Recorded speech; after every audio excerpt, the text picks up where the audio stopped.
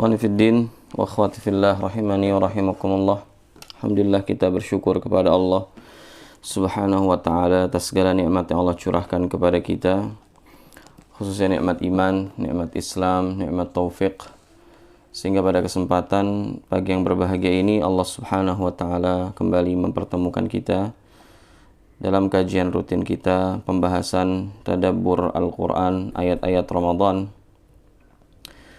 Dan tak lupa juga salawat dan salam semoga senantiasa tercurah limpahkan untuk junjungan Nabi kita yang mulia, Nabi Muhammadin sallallahu alaihi wasallam, untuk seluruh keluarga beliau, para sahabat, dan juga untuk seluruh umat yang senantiasa istiqamah di dalam berpegang teguh terhadap sunnah-sunnah beliau hingga hari kiamat kelak. Kaum muslimin yang dimuliakan Allah Subhanahu wa ta'ala, kita insyaallah ta'ala akan membahas ayat 186, lanjutan dari surah Al-Baqarah, ayat sebelumnya, ayat 185. Dan hari ini kita akan berbicara tentang Ramadan dan doa, karena kita akan membahas firman Allah Subhanahu wa ta'ala. A'udzubillahi minasyaitonir rajim. وَإِذَا سَأَلَكَ عِبَادِي عَنِّي فَإِنِّي قَرِيبٌ أُجِيبُ دَعْوَةَ الدَّاعِ إِذَا دَعَانِ فَلْيَسْتَجِيبُوا لِي وَلْيُؤْمِنُوا بِي لَعَلَّهُمْ يَرْشُدُونَ. Dan jika hamba-hambaku bertanya kepadamu tentangku, wahai Muhammad, fa inni qarib, maka sesungguhnya aku dekat. Ujibu da'watad da'i idza da'an, aku menjawab doa dari orang-orang yang berdoa. Idza da'an, jika dia berdoa kepadaku. Falyastajibu li wal yu'minu bi, maka hendaknya dia meminta istijabah. Atau pendapat lain mengatakan falyastajibu li, maknanya hendaknya ia memenuhi seruanku untuk mengerjakan perintah dan menjauhkan dirinya dari larangan. Wal yu'minu bi, dan hendaknya dia beriman kepadaku, la'allahum yarshudun, agar mereka mendapatkan petunjuk. Khawatir iman rahimani wa rahimakumullah. Para ulama menyebutkan bahwa ayat ini memiliki sababun nuzul atau sebab turun. Dan di antara yang disampaikan oleh Al-Imam Ibnu Katsir rahimahullah dalam tafsirnya adalah sebuah riwayat, anna Arabiyan qal ya Rasulullah aqaribun rabbuna fanunajjihi am ba'idun fanunadih. Ada seorang Arab Badui datang menemui Rasulullah SAW, lalu dia berkata, wahai Rasulullah, apakah Rabb kita itu dekat sehingga kita cukup dengan bermunajat kepadanya dengan suara yang lirih? Am ba'idun fanunadih, ataukah Rabb kita itu jauh sehingga ini menuntut kita untuk memanggil dengan suara yang keras? Fasakatan Nabiyyu SAW, dan Nabi diam dalam hal ini. Subhanallah. Pelajaran pertama sebelum kita memasuki pelajaran-pelajaran berikutnya, lihatlah bagaimana Rasulullah SAW, ya, alimul ulama, ulamanya para ulama, ya, yang membimbing umat, yang mendapatkan wahyu dari Nabi, dari Allah Subhanahu wa ta'ala. Ketika ditanya sesuatu yang beliau tidak faham dan beliau tidak punya ilmunya, maka beliau diam di sini, ya. Dan padahal beliau adalah sumber wahyu itu sendiri, ya, dan tatkala beliau tidak mengerti jawaban dari suatu perkara, maka sakat, beliau diam. Fa'anzalallah, maka Allah Subhanahu wa ta'ala menurunkan ayat, wa idza sa'alaka ibadi anni fa inni qarib, maka tatkala hamba-hambaku bertanya kepadamu tentang diriku, wahai Muhammad, katakan kepadanya fa inni qarib, maka sesungguhnya aku dekat. Wa fi riwayah, dan dalam riwayat yang lain disebutkan, ayyuhan nas irba'u ala anfusikum, kasihanilah diri kalian sendiri. Kasihanilah diri kalian sendiri. Innakum la tad'una asamma wala ghaiban. Karena sungguhnya kalian tidak sedang berdoa kepada zat yang tuli dan yang jauh dari kalian. Wa innama tad'una sami'an qariban wa huwa ma'akum. Karena sungguhnya engkau atau kalian itu sedang berdoa kepada zat yang maha mendengar, zat yang maha dekat, dan dia senantiasa bersama kalian. Innalladzi tad'unahu aqrabu ila ahadikum min 'unuqi rahilatih. Sesungguhnya yang kalian berdoa kepadanya, ini sesungguhnya Allah itu lebih dekat dengan salah seorang dari kalian daripada kalian dekat dengan leher tunggangan kalian. Ya, Allah Subhanahu wa taala itu sungguh lebih dekat dengan seorang hamba daripada seseorang yang sedang naik di tunggangannya, dan jarak antara dia dan tunggangannya itu leher tunggangannya sangat dekat. Allah lebih dekat dari hal tersebut. Ikhwatal iman rahimani wa rahimakumullah. Sebagaimana tadi kita sampaikan bahwa ayat ini mengisyaratkan kepada kita bahwa Ramadan adalah syahrul doa. Ramadan adalah bulan untuk memperbanyak doa. Ya, kalau dikatakan Ramadan syahrul doa, Ramadan adalah bulan berdoa, maknanya bukan berarti di luar Ramadan kita nggak berdoa.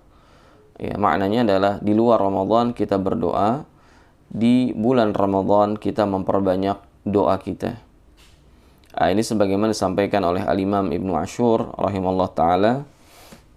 Wa fi hadhil ayah ima'un ila anna as-sha'im marjuul ijabah.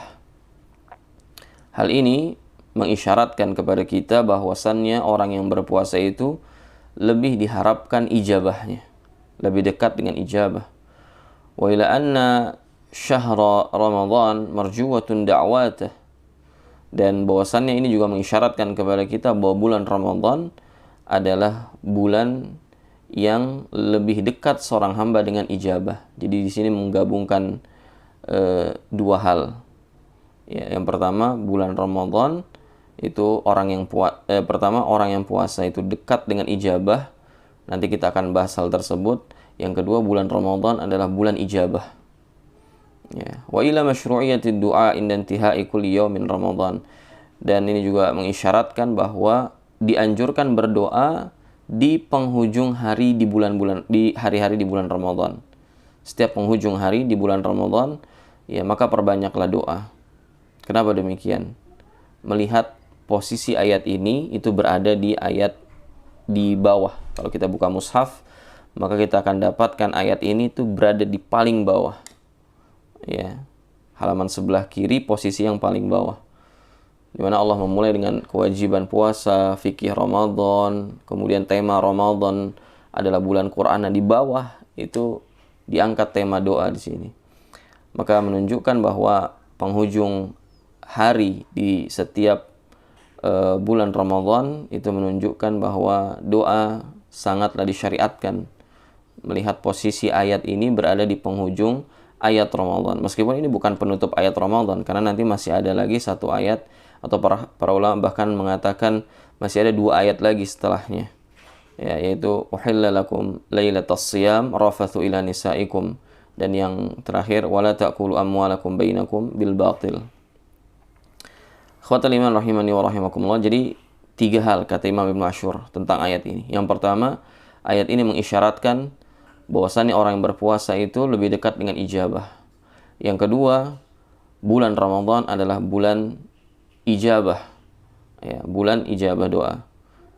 Dan yang ketiga, dianjurkan bagi orang yang berada di bulan Ramadan, baik dia puasa atau tidak puasa, ya mungkin dalam kondisi haid, mungkin dalam kondisi sakit atau safar, maka tetap dianjurkan dia untuk berdoa di penghujung hari, di setiap penghujung hari di bulan Ramadan. Dan diriwayatkan dari Abdullah ibn Amr ibn al-As. Abdullah ibn Amr ibn al-As ini salah seorang sahabat yang paling banyak meriwayatkan tentang hadis-hadis yang berbicara doa dan Ramadan, doa Ramadan. Abdullah ibn Amr ibn al-As radhiyallahu taala anhuma, beliau mengatakan, sami'tu Rasulullah sallallahu alaihi wasallam yaqul, aku pernah mendengar Rasulullah sallallahu alaihi wasallam bersabda, lis-shaim inda iftarihi da'watun mustajabah. Bagi orang yang berpuasa itu ada doa yang sangat mustajab. Ya. Lis-shaim inda iftarihi da'watun mustajabah. Bagi orang yang berpuasa, ini bukan hanya di bulan Ramadan ya. Artinya kita bicara umum.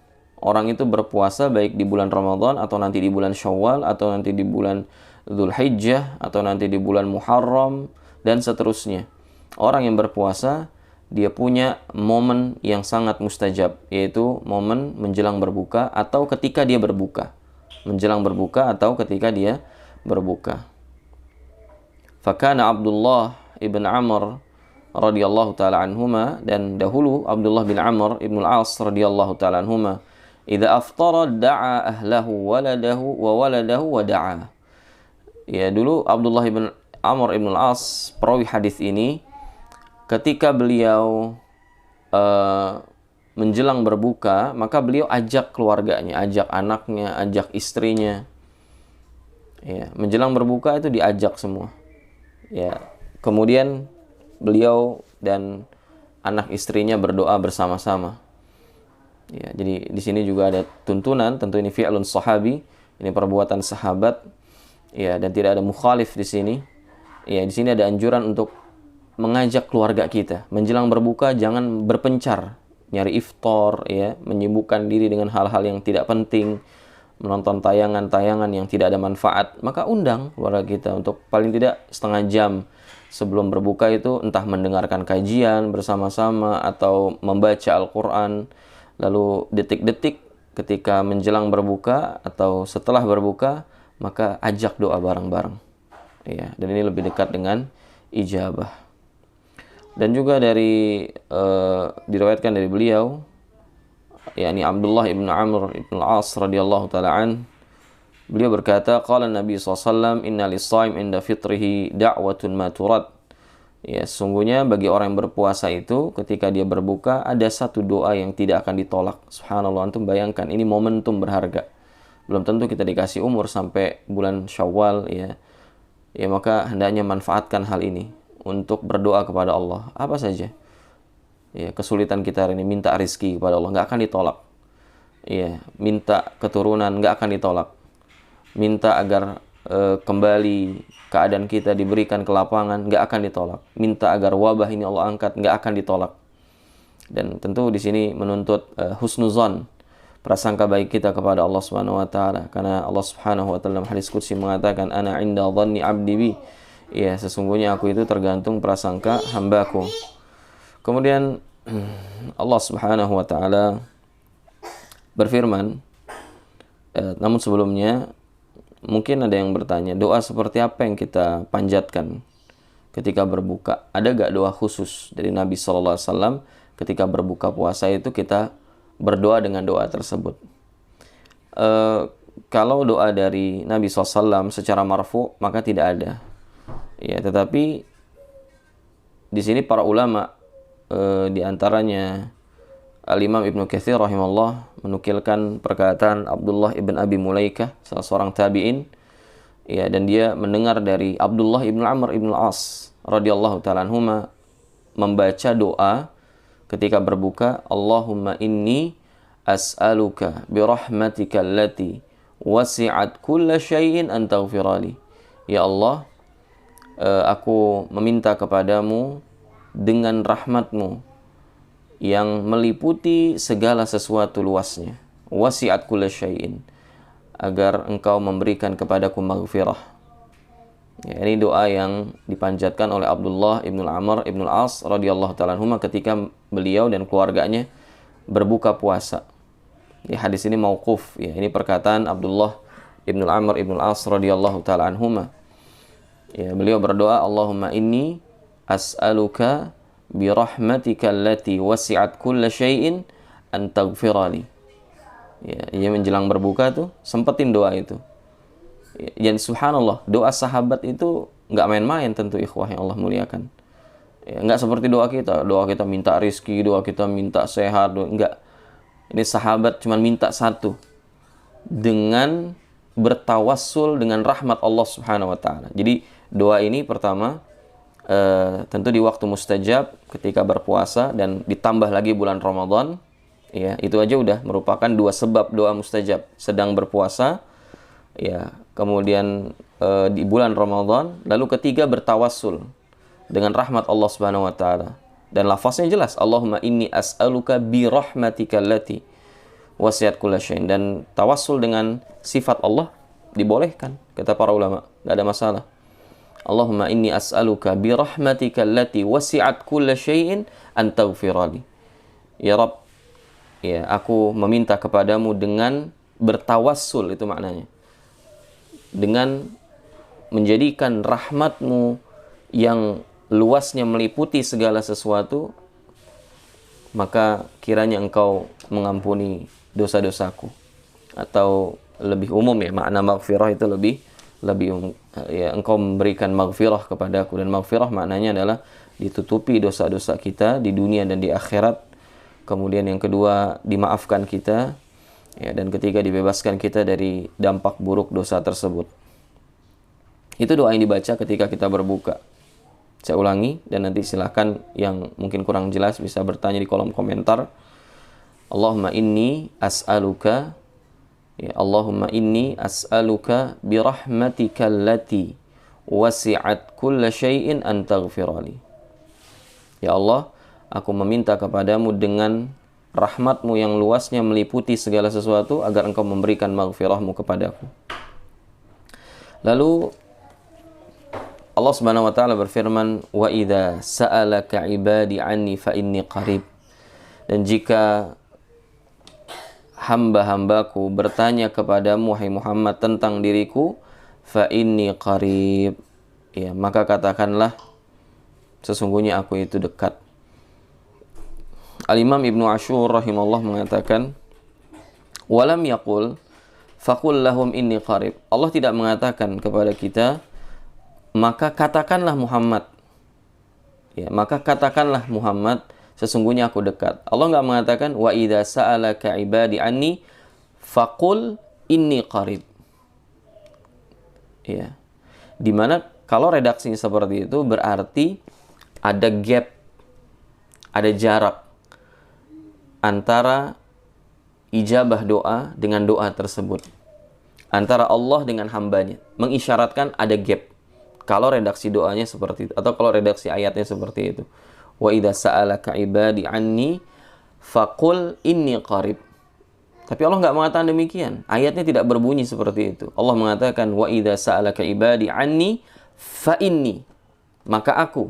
Jadi bukan maka katakanlah Muhammad kepada mereka aku dekat. Tidak, Allah tidak mengatakan demikian. Allah mengatakan wa idza sa'alaka ibadi anni fa inni qarib. Subhanallah. Di banyak ayat, ya, di banyak ayat Allah selalu menggunakan kata faqul untuk pertanyaan dari, ya, manusia yang bertanya kepada Nabi SAW dan dapat jawabannya dari Allah Subhanahu wa taala. Yas'aluka anil jibal wa yas'alunaka anil jibal qul yansifuha rabbi nasfa. Ya, mereka bertanya kepadamu wahai Muhammad tentang gunung. Faqul, ya, maka ada kata faqul, maka katakanlah wahai Muhammad, ya, seolah-olah ada jarak yang cukup jauh antara Allah dengan hambanya. Ya, begitu juga yas'alunaka 'anir ruh. Mereka bertanya kepadamu wahai Muhammad tentang ruh. Ya. Maka jawaban Allah juga menggunakan faqul.